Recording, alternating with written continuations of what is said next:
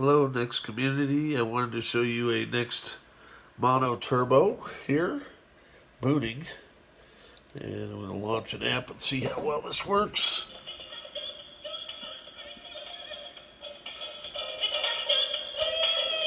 Hey, look at there. So those guys appear to be moving pretty fast. So this is what's cool. We got a little mono turbo up here, new caps.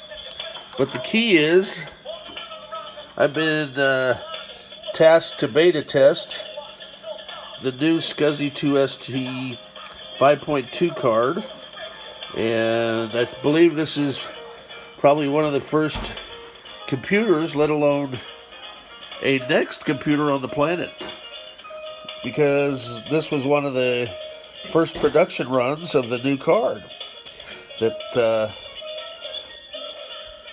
inertial computing set me up with here, and I think it's working great, man. In fact, those skeletons are kind of snapping. So there we have it from Black Hole Incorporated. Another successful system. And Helge, I'm going to set your cubes up with these guys. I think it was well worth the wait. Looks like they're snappier compared to the 5.1s. On that note, I'm going to go to bed. Have a good evening.